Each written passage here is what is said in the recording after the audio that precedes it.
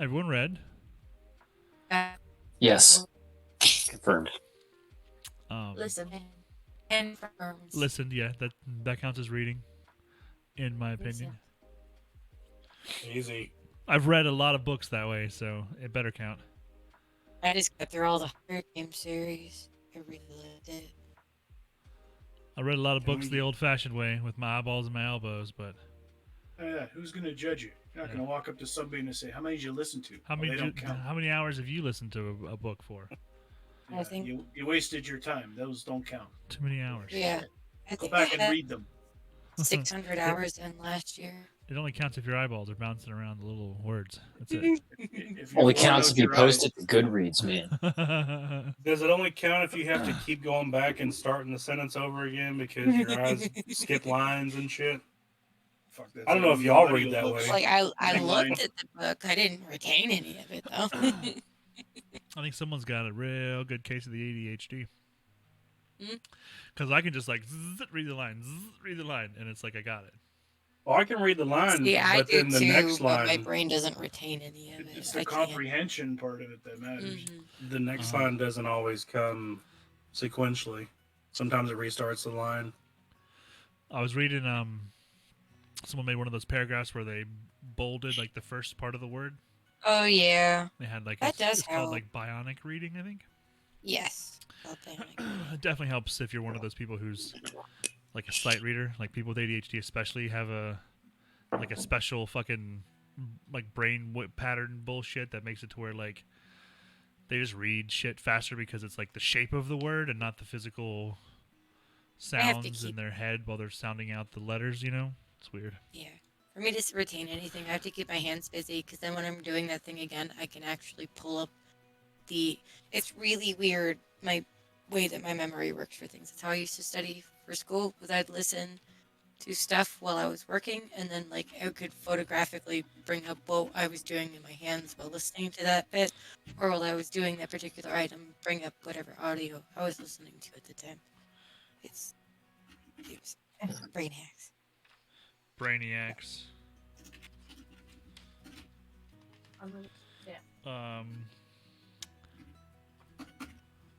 The last reading was kind of a lot. It was a big chunk, so we did kind of squeeze on through there. We kind of smashed our way through it.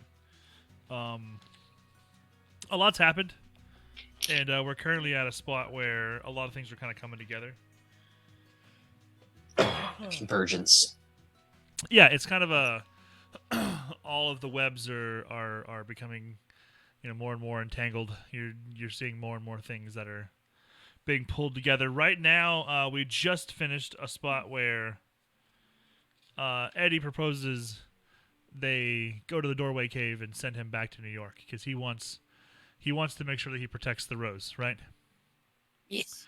He has a very like almost intuitive kind of insight, and he decides like we've been really fucking stupid about this whole vacant lot thing.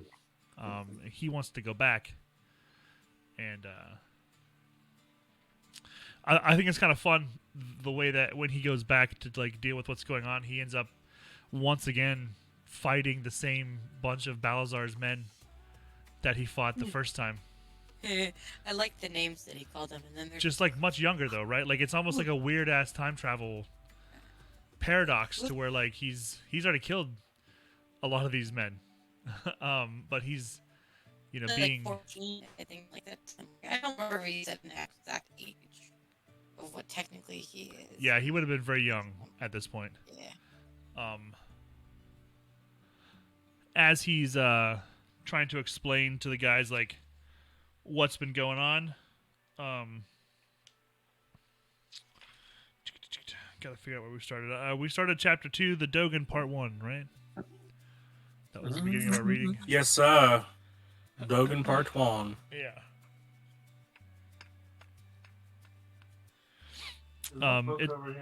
It starts off with them fetching something.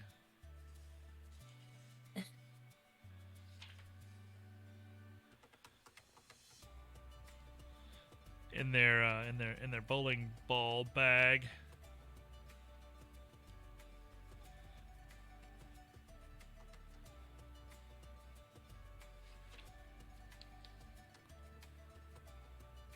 trying to remember because there was something fun that he brought up. I believe he was talking about how the bowling ball bag must be Todash too.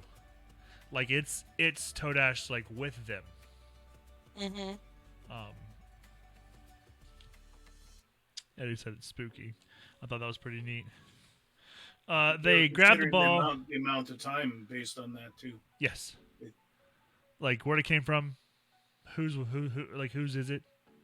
You know, like there's a lot there that's like, you know, it was never really explained either. It just, you know, here's a perfectly suited bag for the next part of your adventure. Yeah, he kind of stopped on it when he went by it and went back for it, kind of thing. Yeah. I thought this might be important. No clue why. That looks It's like like, fun. oh look. So Finally. they end up taking the ball up to the doorway cave, and they shoot Eddie through time, pretty much. Of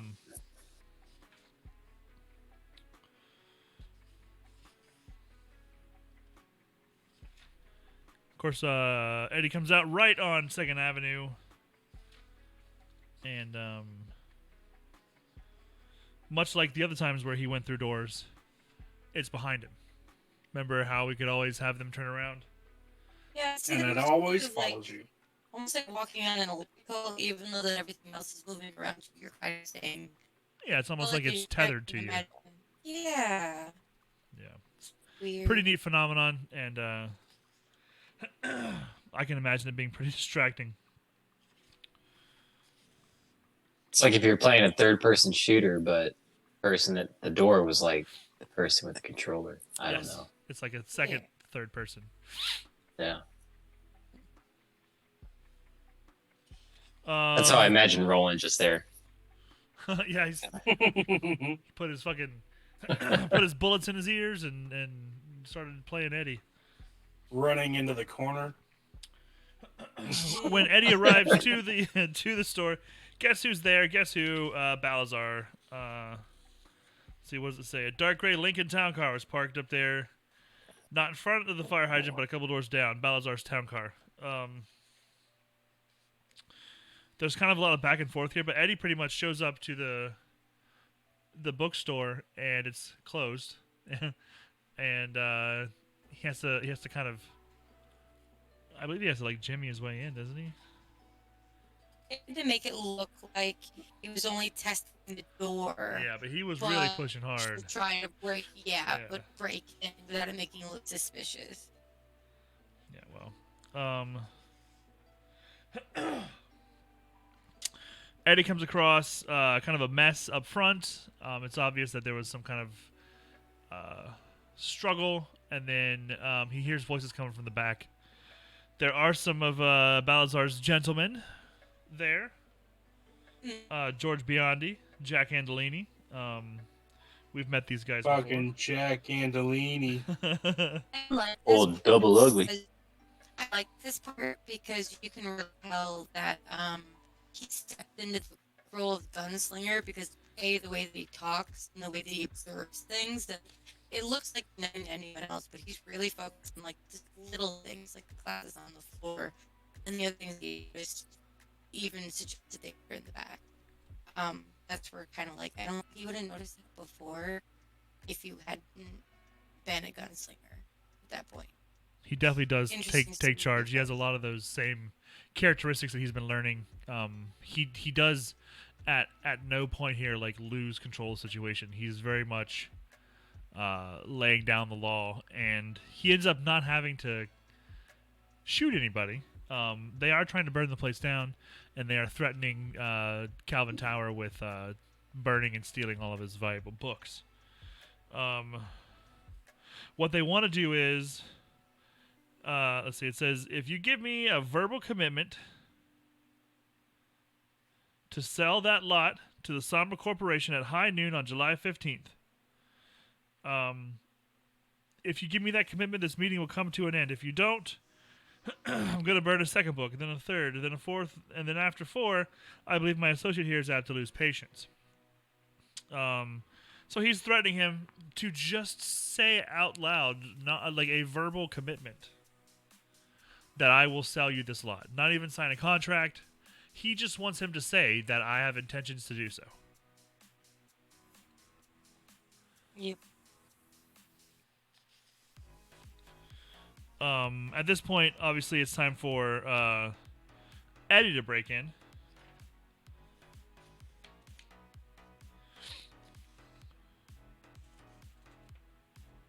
He almost reminds me of what Roland sounds like in this part, because the way that he talks sometimes, and like the way that his phrasings, he uses a lot of things from the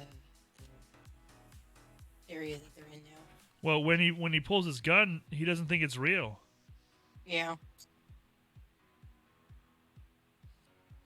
Had to be a prop. It's got to be a huge fucking gun. Yeah. I think of old Dirty Harry. So Eddie shoots it and he says, "What do you think now, Jack? Still think it's a fake? Tell you what I think. The next time I pull this trigger, your brains are going to be all the way to Hoboken."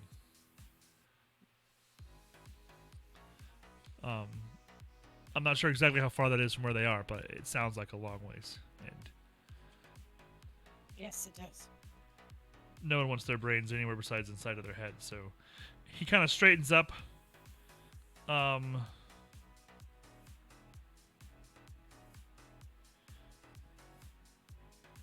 forget exactly what he does. He pretty much like outmaneuvers these guys and gets them out of there. No, what he does is he threatens to erase like their entire family, their whole lineage, their mom, their dad, their grandma, their grandpa, Children. any sibling, any children, any siblings, any of their children. He basically promises to eradicate their whole family line, and they realize he's not joking. Like he has that look that he's not joking, and I really liked how he did that because I don't think he ever would have thought like that before, but like I said, that's kind of where some of the Well, he gets into his face and he Yeah, asks him a he does. question. He doesn't answer him. Yep. So he nails him with a gun. And he says, "Answer my question with another question. I'm gonna hit you again." Mhm. And then he answers his question with another question. So he hits him again.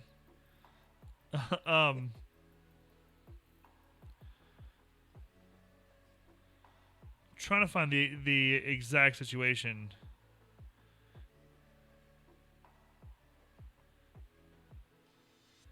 They pretty much tell him that like their boss isn't going to stop asking about it, so they're going to keep having to come back. And he's saying, "Don't worry about it. You guys can't have it. Leave it alone." And then he tells him, "I'll come to Brooklyn and kill your wife and children, and I'll find your mother and father, and I'll kill them. Then I'll kill your mother's sisters and your father's brothers. Then I'll kill your grandparents if they're still alive, Oh, and yeah. I'll save you for last. Do you believe me?" Very much. Fuck around and you'll find out. Yes, like it is a absolute like wiping out, and he's threatening this guy with it, and then this tough hard ass, wise guy, fucking gangster dude looks at you in the eyes and believes him. So this Eddie that we're seeing here is definitely a different one than the Eddie that we saw when he was originally introduced with these guys as well. Yep. It's a different time, obviously, for both of them, but it's very cool how they come together the same way. But you can see his growth different for people. sure.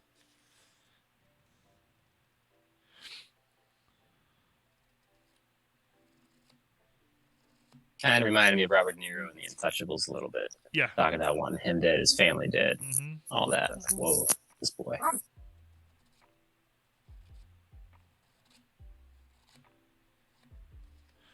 So once they leave, he tries to talk to Calvin Tower, which is kind of funny in and of itself. They do definitely have some discussions about this particular vacant lot. They talk about first edition books. They talk about books that have value because they're misprints. You get a kind of a jolt where Eddie realizes there's a book called The Hogan by Benjamin Slightman Jr., who's the kid that's been hanging out with Jake for like the last however long they've been in the call. He explains to him like why it's valuable. He mentions that it's called the Dogan, but it's a misprint where it says the Hogan. But then also it's written in such a way, it ends up being valuable over typographical error. And for whatever reason, the names are ringing a bell, and it's kind of it's almost distracting. Yes, because I think he said that he had lost focus or almost lost focus about like what he originally wanted to talk about, or why he was there. Well, what it finally comes down to is he tells him, you need to go hide. You need to give us this vacant lot. We'll pay you for it eventually. Go hide somewhere. I believe they discuss even hiding in New England, right? Yes. And then he was telling him, so it's about telling him how to do it, like on a certain side of the fence with a zip code.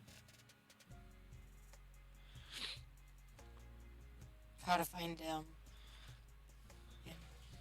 Well, Going on vacation.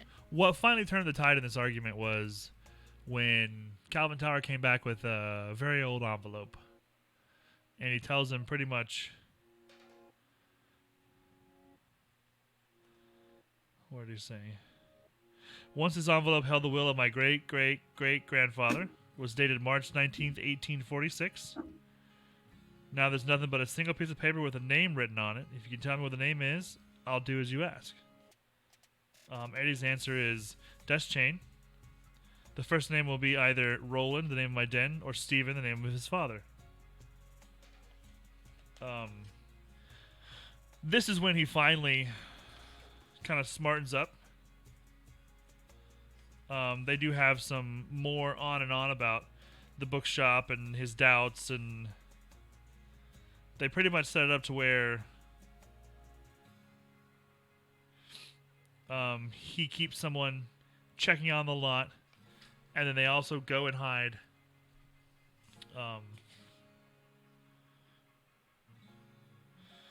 What is the final straw here that pisses Eddie off the most? Doesn't he like almost back out of it? Tower's books, his books. Oh, yeah. He wants to make the books a part of his deal. You need to protect my books. Which pisses Eddie off, but he does it right. He drags a whole bookshelf through the door.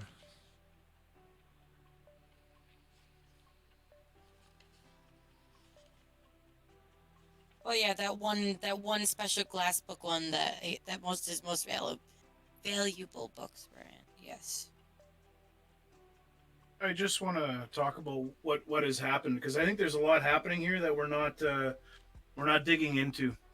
How did Eddie know that Roland's name would be on that piece of paper, and is he saying that piece of land is actually willed to Roland? Is that what the math is supposed to be here on this? I believe so. I think so. Yes. And that's why. I think he knows it, because what else is there? Like, what else could it be? And why does the man in black, which we found out, why does he want it so bad? Well, it's just that Eddie was prepared to go and offer him $1 for it, and all along when Jake was going to give him $5 out of his backpack, that was the plan all along. It had never been discussed that there was any other way for him to take ownership. That he Yeah, was going to that have he to even convince thought- him. Because he did even mention Holmes Dental as he's married to the lady who's inheriting the Holmes Dental fortune. Yes. That was even a part of it. Him saying, he said that we're going to that's pay their you wife. a large sum of money for this. But then the guy comes back with that's nice, Sonny, but unless you can tell me the name that's written on this page, then you're not getting it. And I think at that point it's it's obvious, with Ka being what Ka is, what name would be there. Yes. Yeah, and he did leave himself open to a couple choices, whether it was Steven or Roland. Right, Yes, yeah. exactly. But even to the point where Tower saw the door, he did see the ripple Yes. in the ground and said, "Hey, can you take my shelf of books?" So I think there's more to these guys than what we know. And to me, Wonder? that was a huge revelation for him to guess that it was Roland's name on that, because that Yeah. means so much more Something else is related than- there too, right? than Yes. we've ever been exposed to. Also, Exactly. you've got the implication there as well, where it's like, you know, like if this guy's great grandfather, like their last name is what, Dutch for tower, right? It was Torin. Mhm. It's like Dutch for tower, and like they are in whatever reality that they exist in, somehow protectors of this Yeah, that's what I was this thinking. particular patch of ground. Kind of like great grandpa, like stories that were handed down, you know, and things Yeah. like that. That like, well, maybe one of you guys will eventually come across this particular situation, and if they can answer this, and this is who they're supposed to be, and blah blah blah, whatever. Like you know. Well, we also haven't had. But in like, Tower's case, it's a little bit subconscious, right? Like he doesn't really want to do much with this lot. Like he's holding out, but he doesn't really know why. he knows it's valuable. Yeah. So it's kind of strange too, because Eddie's whole plan was the idea that he was going to take on the lot. The bad guys were going to stop looking for it. This was going to screw the whole plan. Well, meanwhile, all you need is Roland to walk in and claim his rightful property based on what we think we've read. Yeah. So it's kind of interesting, because the one situation in the book has kind of undone like 20 pages ago. So In what way has it undone it? it's undone it because the plan never even had to happen. Like he didn't have to talk about buying it. Like, and then you go, okay, so if Roland's name is on the paper, what is Roland not remembering either about this? I'm just kind of. But it also Twisted depends on the Brothers. timeline as well. Do you know that different timelines, different realities and stuff exist? So No, I've never even explored this thought. I just took it as, you know, this is of course what has to happen. You know, like his name is on there because who else would be on there? You know, it but was it's a like while back. this just means at some point, you know, back in 1846 or whatever, when the original will was in there, it was replaced. The will was removed, and then someone's name was put in there, and then like kept and passed down from like family to family to family, like with just this person's name on there. And like that does beg the question, like who wrote the name down? You know, at what point is there going to be a story where one of our heroes travels back in time and sets this up for us? Like, I doubt it. right, like, but like, I think it was the man in black went through a doorway and convinced and set this whole thing in order. you think he set it up to where he's pointing them at owning this lot?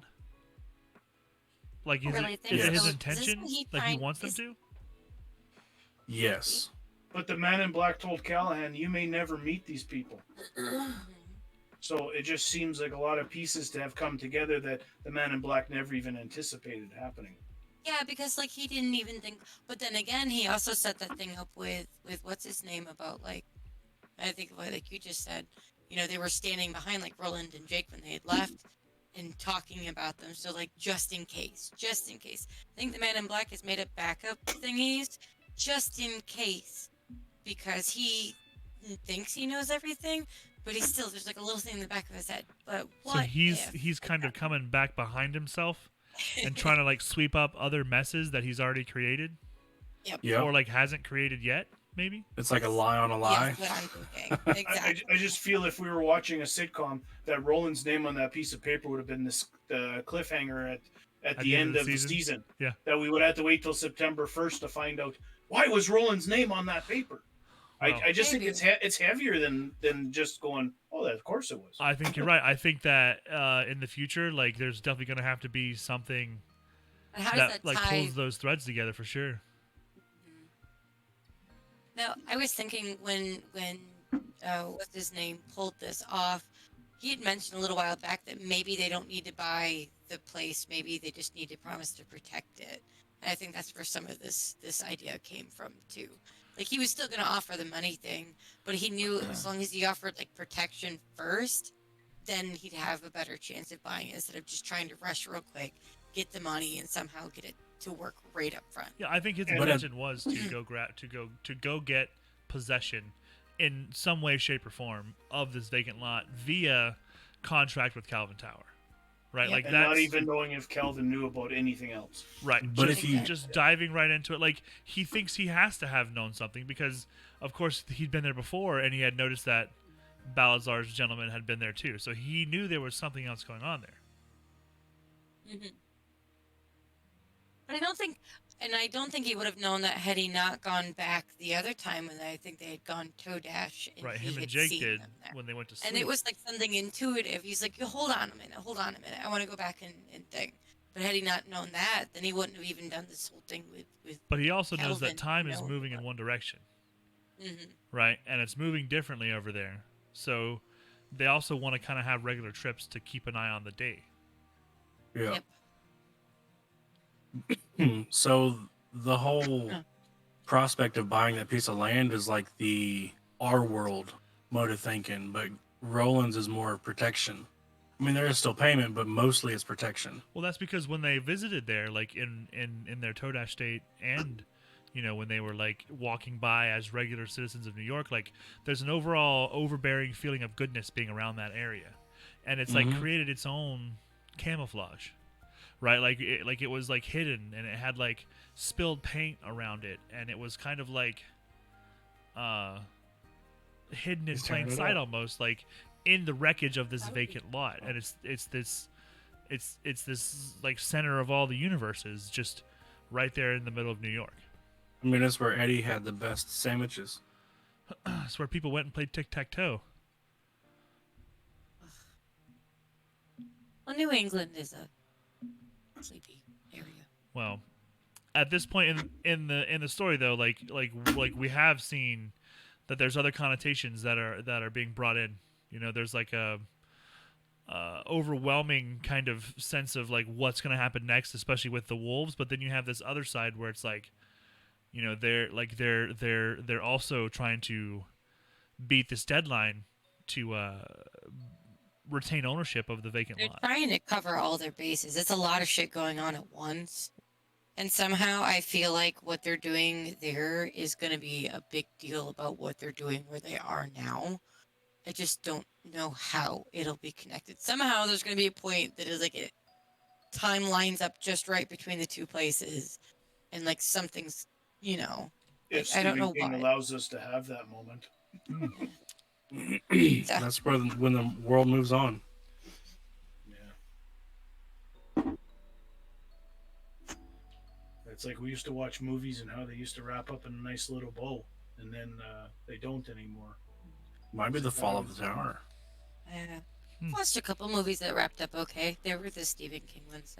I They used to Made be a The Disney. bad fall choice or of trying to- eradication of the tower. made a bad choice trying to eat during 1922. Do not suggest to me. Continuing on with the story here, Eddie and Calvin kind of wrap it up. They set up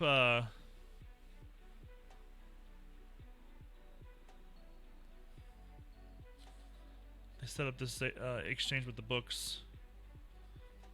Trying to find, pulling it in there. They end up leaving the cave. Doesn't one of the books like get Roland's attention? Is it the fact that he can't read it? Oh, never mind. He couldn't read it, but he said he recognized a couple words. Recognize on the book. some symbols. Yep. Yeah. This is where Eddie tells him that he doesn't really like him. He doesn't like him much. Mhm. Making his lousy first editions part of his condition for helping to save the fucking universe. I thought it sounded easy. It sounded like you rolled a cart over into the hole. Yeah, it's like the way they went. it's like, yeah, okay, totally. Like I would do that. That sounds like a Yeah, no-brainer. it sounds easy enough. Yeah.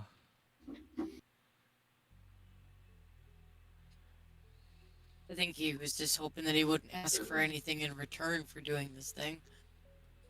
I think Eddie's time being used on this was longer than he had allotted for. He has got a lot going on between the pregnancy and the wolves and everything else, and Yes. you thought Tower should have been a little more agreeable. And that's what kind of Eddie's pissed off about is like we're gonna have to watch him.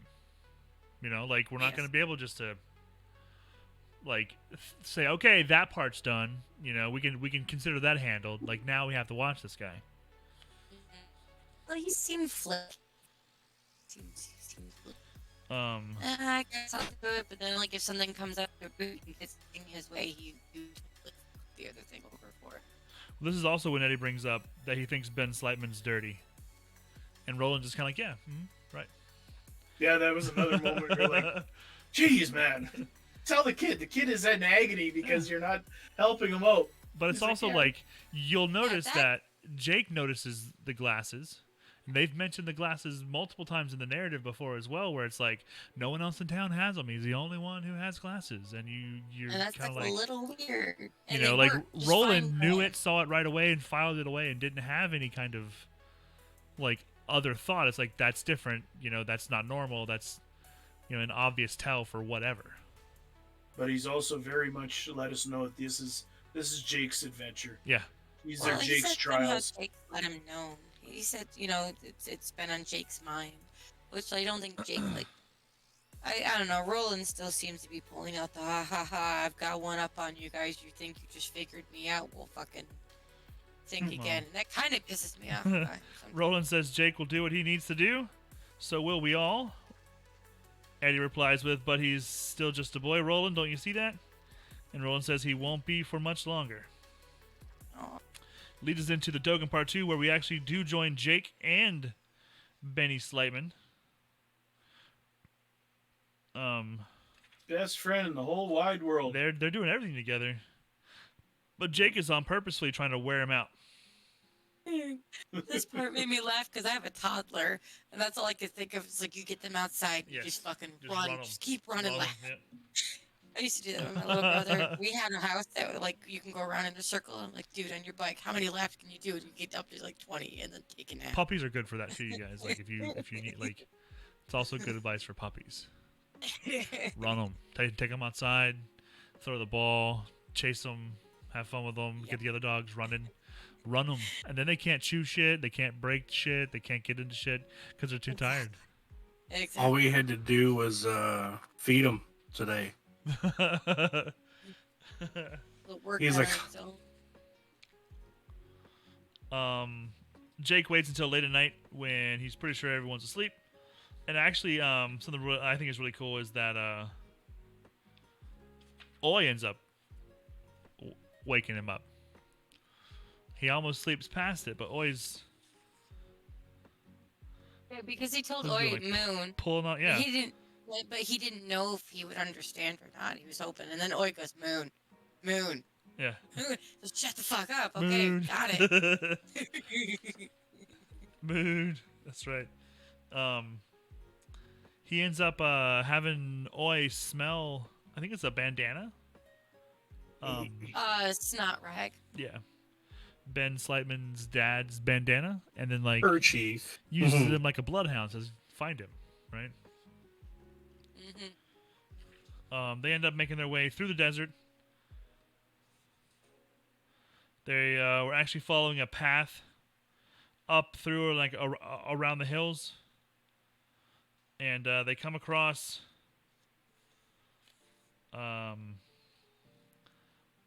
where's the actual description of it? Is some cactus thing, or is it the other thing? The cactuses are fun too. I think they call them boom flurry. It's like almost like a sentient guard cactus. Oh,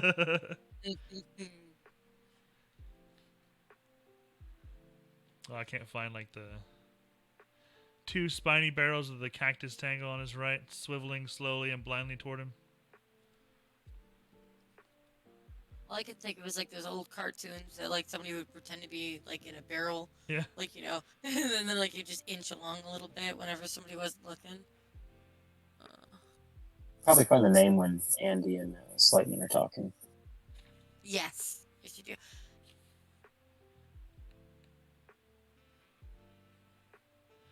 Well, it says they come across like a steel hut building. I was trying to find like the actual like description of it, but it must be.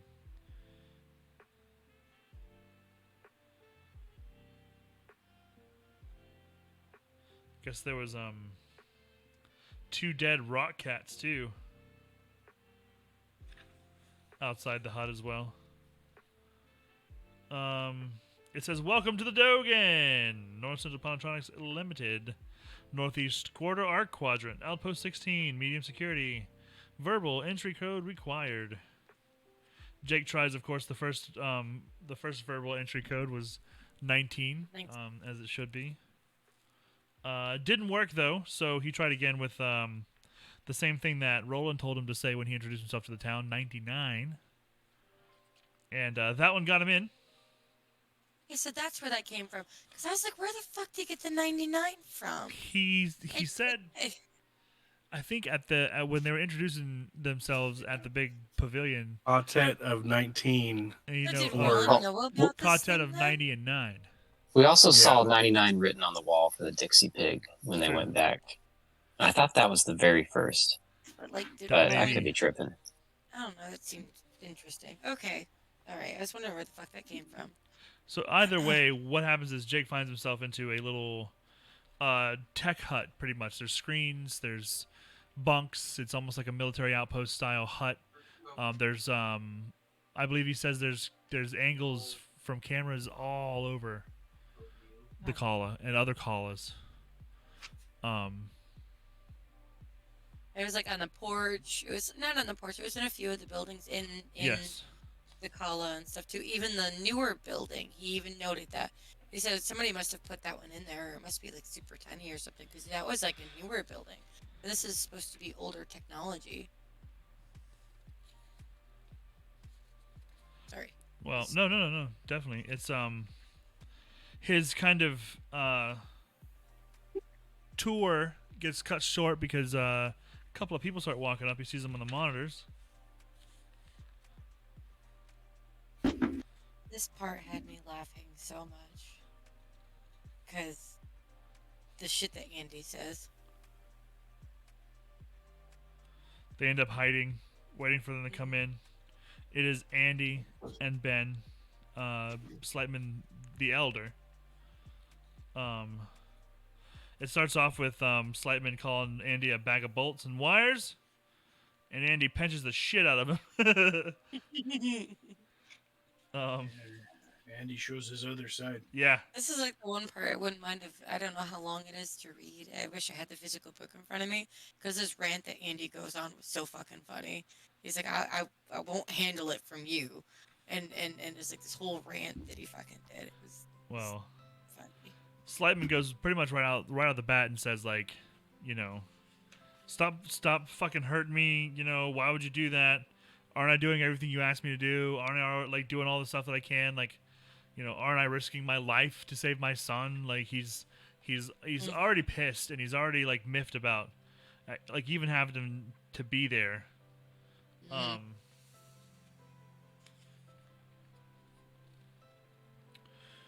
Andy says, also you get the few little extras, your spectacles, the music machine you keep down in your saddlebag, and of course, and he doesn't really mention it, but I believe he's going to say, like, keeping your kid alive, maybe? Yeah. Maybe that's like, you know, of course, keeping your kid alive. He says, you know what I'm doing and what would happen to me if I was found out? Either way, they have an argument, but they're here because Slightman is making a phone call. And Andy is present as well. Because I think Andy has to make the call, if I'm not mistaken. No, I think he has to make his own phone call afterwards. Yeah, he says I gotta do my own check-in. Yep. There you go.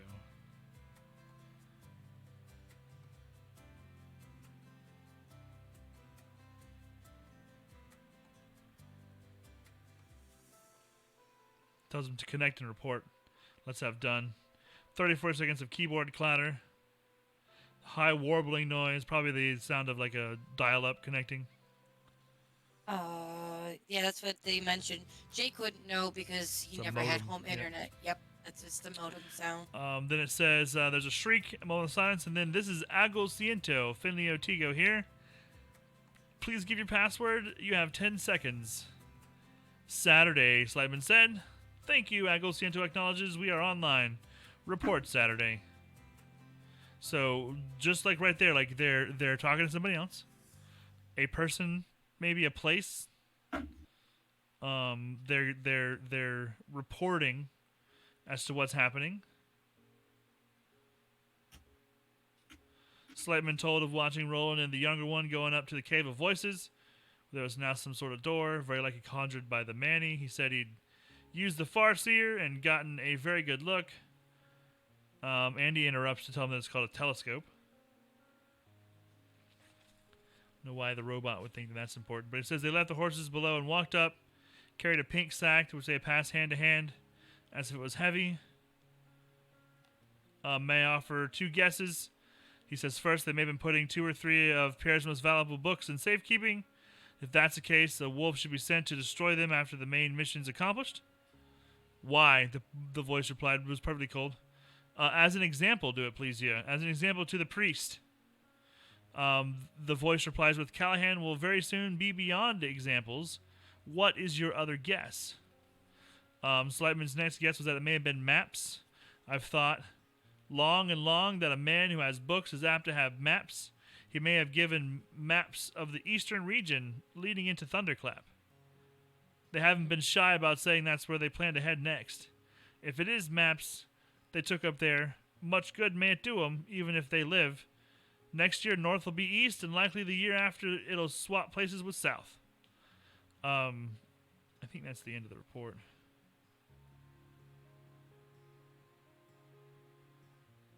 Let's see. He's pretty much like spying. That's what we're getting here. Slightman is spying, and he's telling them everything he's seen and everything he's guessing. Doesn't he mention about where the children might go, or is that? Yes, that's the next part. I'm just trying to see, like. Yeah, I couldn't remember what else he reported. Well, just the cameras in the different places in the town that had surprised Jake too. That was a big revelation in this chapter. Mm-hmm. I bet there's one right over that Jesus poster. That's where everybody puts the cameras.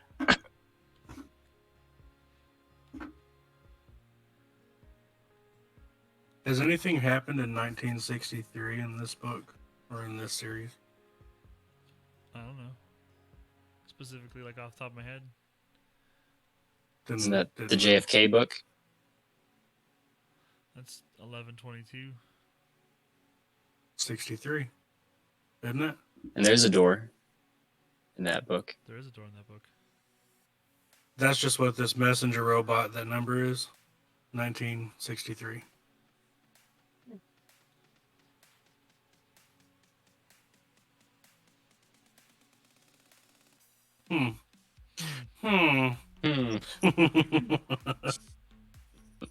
What does it mean? The numbers are floating.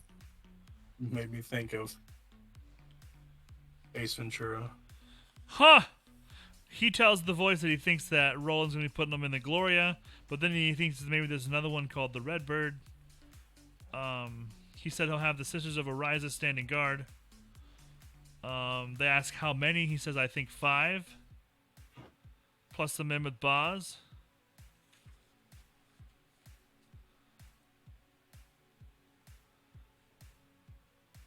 The important thing now is finding out where he and the boy and the younger man are going to be when the wolves come. He may tell at the meeting. If he don't, he may tell Eisenhower afterwards. They ask, or Overholzer. He says, no, Eisenhower will stand with them. Overholzer won't. He says, you must find out where they'll be. I'm pretty sure that's the end of their conversation.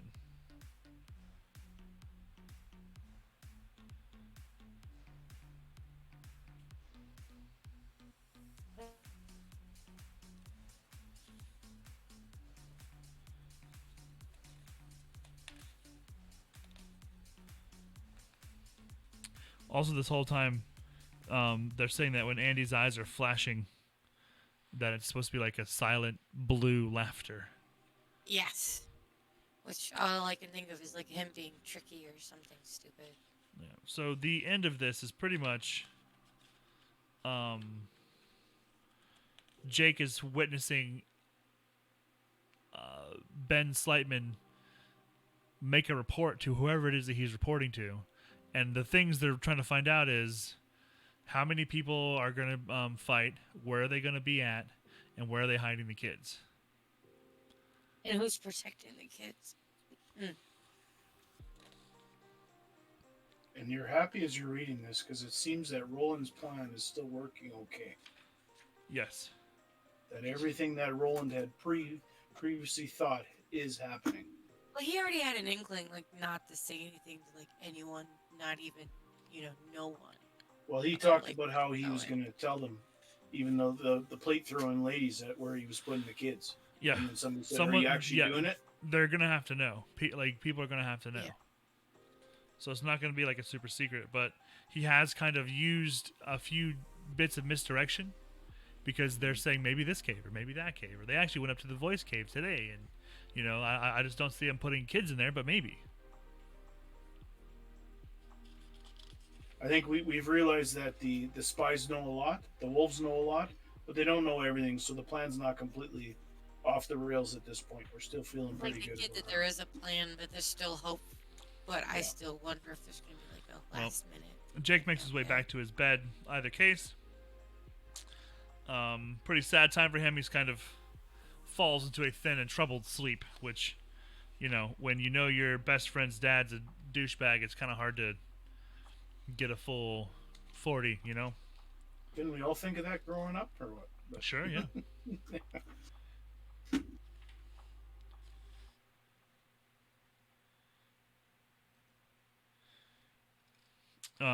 They come together the very next day. The chapter's called The Pied Piper. They are having palaver. And they talked about everything, which is not normal for how stories go. Yes, there is a very, very open feeling to this conversation. I think this is one of those times where you see kind of some growth from a lot of them, but especially from Roland, like giving them his full, almost full confidence.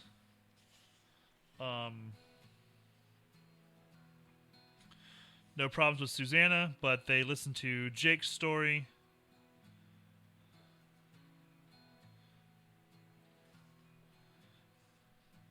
They hear Eddie's story. Everyone kind of gets caught up.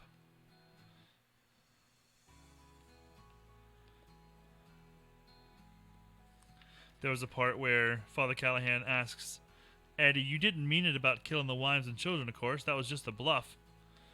Eddie looked up at the heavy sky considering this with a faint smile. Then he looked back at Callahan. "Roland tells me that for a guy who doesn't want to be called father, you have taken some very fatherly stands just lately." It is interesting that he called him on that. Like, why bother? Yeah. He's just pushing for a reason, Yes.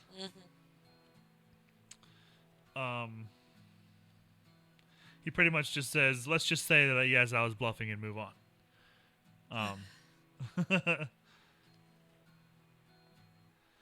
But he definitely did make it a point to kind of get a little prickly about it.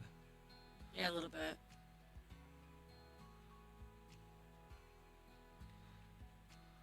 Like, if you're questioning my methods. He says, "Is this about being a Catholic? Because I got problems with that." Yeah. Susanna says no signs of Mia. Everyone confirms. Roland says we need to speak of the rules, them, and little else.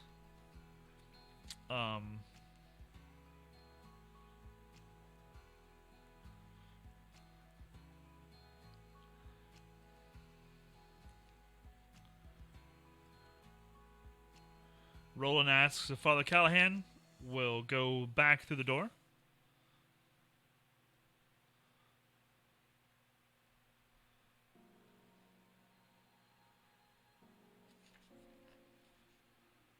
She happily replies, "Of course." Yes. They are setting it up to where they want him to have a conversation with Mr. Tower, Mr. Deep now.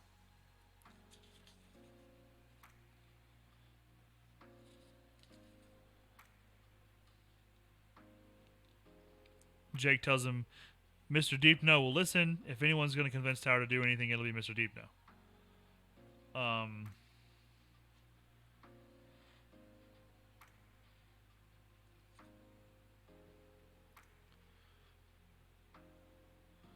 Roland points out that they're going to make an assumption that only Ben Slightman and Andy are the ones working against them. They don't suspect anyone else, so they're going to use this opportunity to make sure they all understand. I hope they rat him out. I hope they fucking rat him out. 'Cause that pisses me off. Well, Jake says, please don't kill him. Oh, That's that right. is true. Yes, he So does. it kind of takes away some of the Well, they don't have to kill him to rat him out. the town would kill him at that point. They've lost a lot. Well, he's trying to say that he doesn't have a choice because he's trying to save his kid, but Roland says his choice could have been to stand with us. The thing is, Roland how has says, it gone "We'll-" on? Go ahead. Oh, go ahead. Mm. How has this gone on for so many years? Like, because he's not old enough to have been there for all of the things. This is where my question comes in. That right now he's a traitor, but like, who was before him? Who I do think you Andy think? always Yeah, had somebody. yeah. Yeah, there's always been somebody. But who do you think has been picking to somebody? Well, I mean, obviously the Man in Black. But the right? Pied Piper. No. Andy. Oh, that's true. Andy. That is true. Andy's the one who's really the traitor. That's Messenger robot. Many other like, functions. he wasn't even lying about it though. That's what he does. He's a messenger robot. Yeah, but many other functions, including espionage Yes. and pinching people's nerves. Also, telling horoscopes. He actually enjoys that one. Yes. Hey, Dogen, I think we've heard that before and went through the keyhole. I think that's where the tiger was at the end. That's correct. He was in a Dogen. That's where the last riddle with Merlin took place.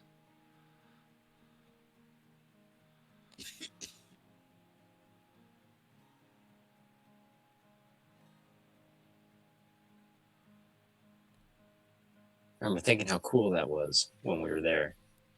How I couldn't really talk about it.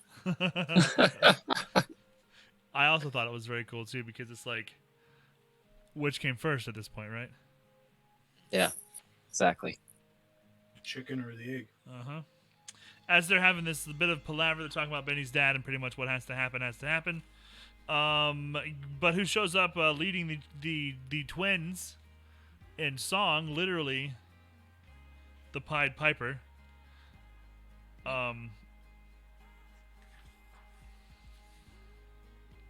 It's one of those like smile and wave moments, you know? Yeah, and Eddie mentally thinking, yeah, fucking, yeah, you know that you're a bastard. So how you Fuck doing, you cheap shit Radio Shack dickweed? Well, it's almost like Andy knows what he's doing too, because Andy's parading the kids in front of him too, saying, Exactly. "I know something you don't know."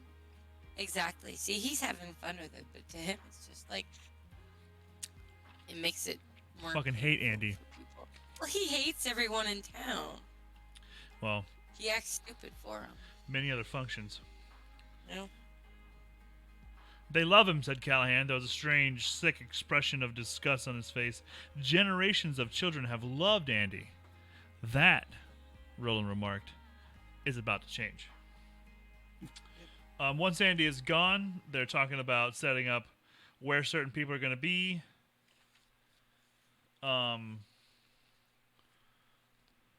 I just want to say that while Andy came through, she was rubbing her temple and having a real hard time handling the noise.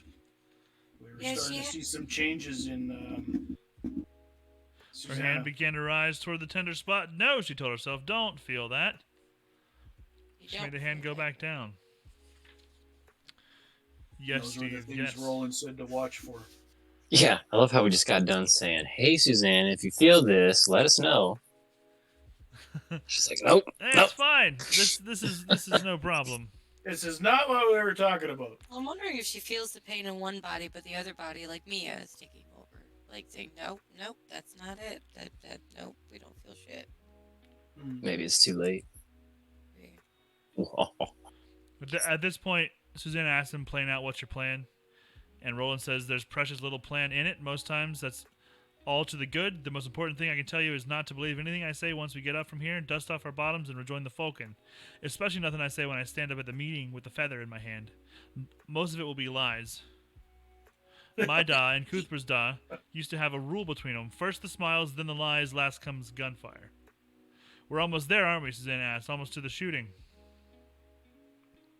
Roland says the shooting will happen so fast and be over so quick that you'll wonder what all the planning and palaver was for, when in the end it always comes down to the same 5 minutes worth of blood, pain, and stupidity. I always feel sick afterward, like I did when Bert and I went to see The Hanged Man. Jake asks him, will we win? Roland says, we know more than they think we know, far more. They've grown complacent. If Andy and Slightman are the only rats in the woodpile, and there aren't too many in the wolf pack, if we don't run out of plates and cartridges, then yes, Jake, son of Elmer, we will win. He asks him how many is too many. When he considers, he says, more than you'd believe, and I hope many more than they would. So Roland's still very much saying, like, we got this. I like the fact that he finally told them, listen, don't believe me once we get up from here, instead of just leaving them like, what the fuck's going on? We thought you said something else. He finally confided, okay, I'm going to be bullshitting here for a little bit, so hang with me. The heads up that he should have been giving them from the beginning of like, oh, okay. Well, I mean, I guess he needed the reactions. So. Well, later that day, around lunchtime, they send Father Callahan through the door. He focuses on beef brisket with brown mustard splashed on top.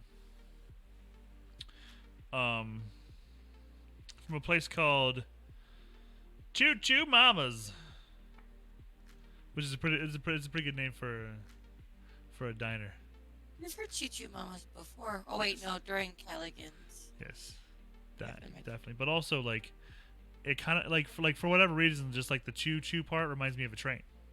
Yes, which reminds me of Psycho Train. Yeah, I thought it was always kind of cool how like that's like almost like a phonetic nod to it's all in the same psychotic class. train we already had. Callahan shows up.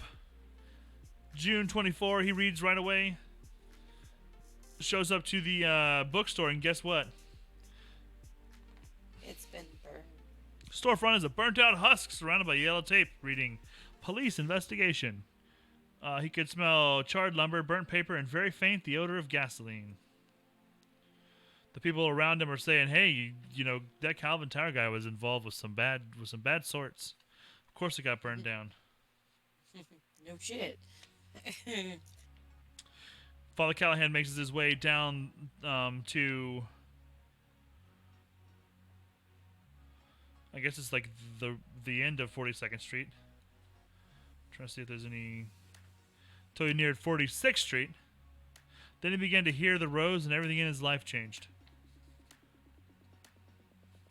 He runs into a guy who says, "It's nice here." You know, tells him like how he used to have like a really bad case of acne, but he kept coming to this place. It kept making him feel better, and then all of a sudden his acne's better.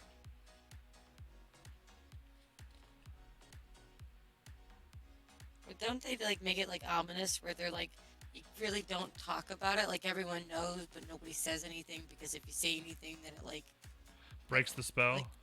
Yeah, it's like the hinting to it. It's like, you know it exists, but you don't want to ruin it, so like don't acknowledge it. If that makes any sense. Almost gives that kind of vibe. Like it's fragile.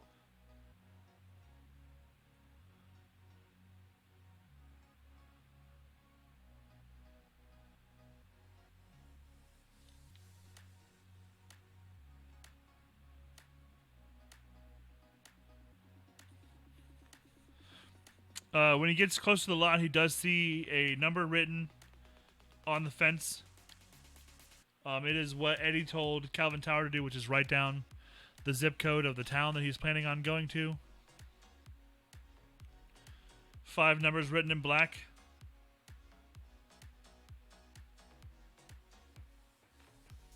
He looks back to the cave, like the doorway behind him, through the cave and tells Roland he needs another 30 minutes. Roland's kind of checking out the books around him. Sherlock Holmes. Hound Study. The Sign of the Four. He's reading these titles of these books in this cave.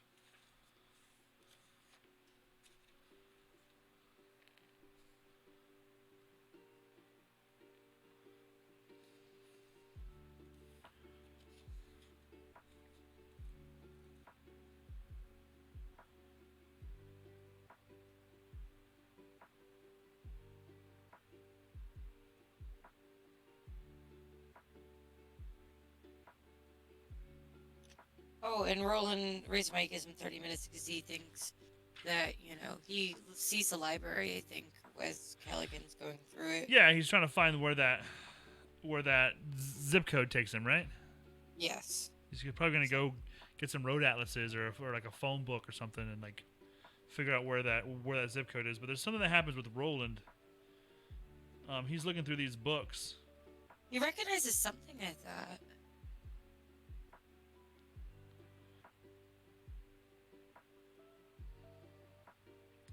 He said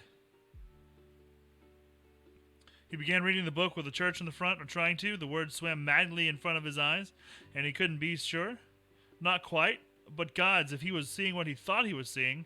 Intuition told him this was a key, but to what door? He didn't know. Couldn't read enough of the words to know, but the book in his hand seemed almost to thrum. Roland thought that perhaps this book was like the rose, but there were black roses too. Yes. This is where Callahan tells him that he found the town. It's called East Stoneham, 40 miles south of Portland.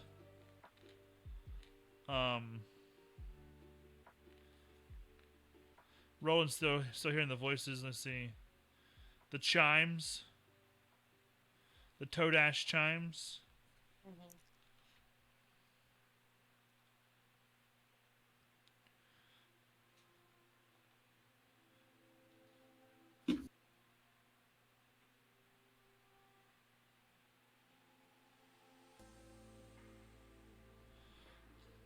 Roland is kind of wrestling with something right here, and this is kind of like going to be the end of our chapter. He's wrestling with like keeping another secret. He found another one to keep. Oh God, it's like he finally gives him something, and then he goes, never mind, I'm gonna keep this to myself. See how they do with this first before I say anything. Let's not kid ourselves. He has more. Yeah. He's been alive a Well, very There's your long time. cliffhanger, Steve. Yeah. There's the cliffhanger. Yeah. Well, What book was he looking at? I think that he was looking at Salem's Lot. But maybe not. What if he was looking at The Dark Tower, Book 7? They're going to Maine. Weren't they going to Maine? No, there's something else. East Stoneham, yeah. That's Maine, 50 miles south of Portland, right? They did say send them to New England. So here we are. We're on the precipice, very, very close to the end. The two stories are clashing and colliding. We're having bleed over. We are still worried about Susanna. We are also still worried about the wolves themselves, and we also have this kind of showdown with this vacant lot looming. I'm really excited about the wolves. They mentioned some more descriptors. I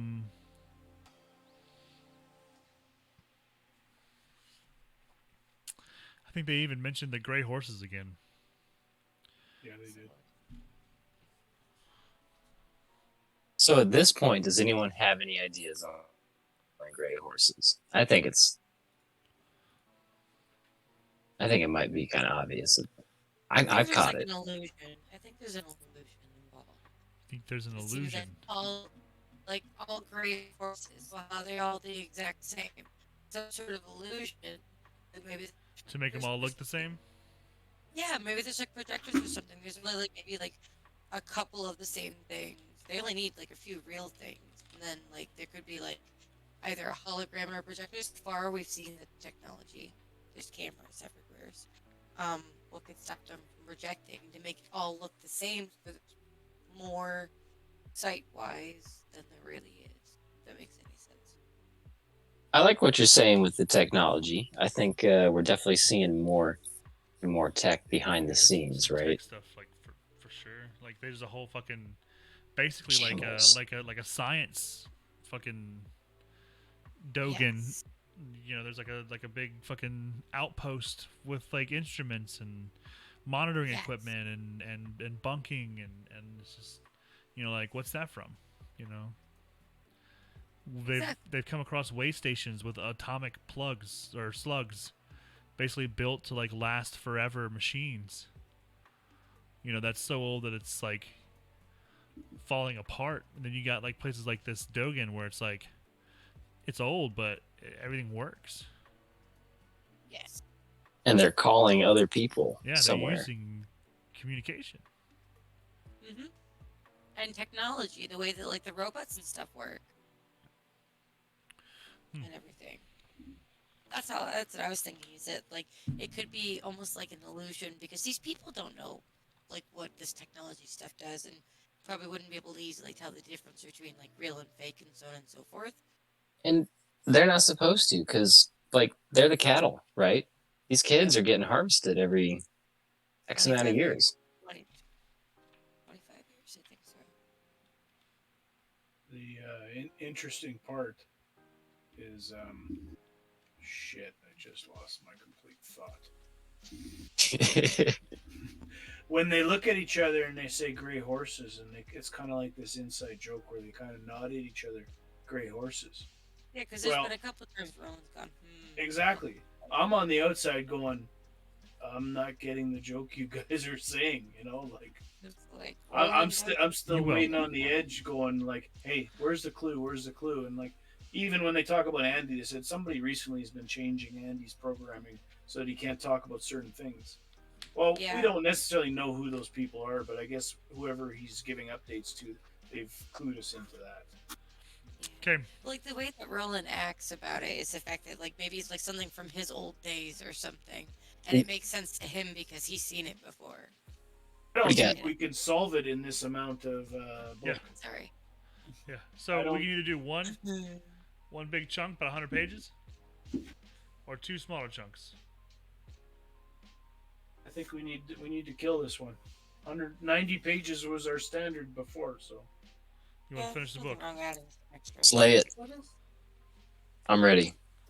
That I need is motivation from for this week. 601 to, including the afterward, Word. 713, 710, something like that. too little left, in my opinion, to let it go another week. I don't want to have to like cut it into two because then you're like, what the fuck in the middle. It's only like then it's I'm just gonna over end up 100 finishing pages. it. So I say we can finish it. This is when all the action is going to happen anyway. So when we go over it, it'll be a lot easier to just do it. Yeah. And when we're back on track, like when I read 100 pages in a week, I can be more engaged with like remembering all this shit. Because I got to tell you, man. Yeah, it'll be good. It'll be good. I'm excited to get back on the train. The crazy train. The next book is called The Song of Susanna. Which I think will have a conclusion to her scratching her temple. We will enjoy a wonderful Stephen King ending right here. And then we will continue our journey to the next book. I'm going to post the stuff in the chat for the audiobooks. Did we miss anything tonight? Like anything in particular? Like there's I do want a Tam Tam prediction of a Stephen King ending. Good, bad, neutral. I'll go with good for this. I feel like it's gonna piss us off. Well, So I like, just know how some others end, or how they continue, or this is a good one. this one is obviously going to continue. We know there's another 2 books. So like Yeah. like the idea that our story is about to stop is like no one expects that, right? Like everyone No. does know that it's going to continue I still to the got- next Well, the book. way he wrote these, I still got 2 books. Like, Okay, yeah. But he is pretty notorious for some of his endings. Yeah. he slammed all 3 of these out back to back to back. So this is Act 1 we're getting through of the final chapter. Yeah. This is your A New Hope.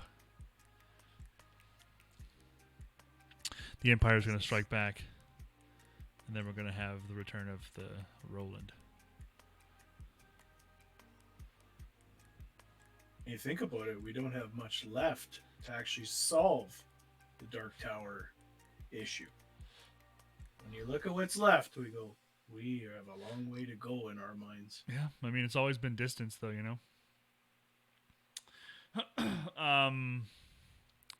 It's a good time to say good night. I think Yes. Good night. Good night. we did good. Good night. We will continue. We will continue the conversation on the Discord. Of course, anyone who's not on there can always join there by going to Discord and saying, "Bring me to the coolest server ever," and ours will pop right up. It's that easy. Not sure it'll auto direct. It definitely will. So, thanks for being part of the stream, though, and we'll catch you guys later.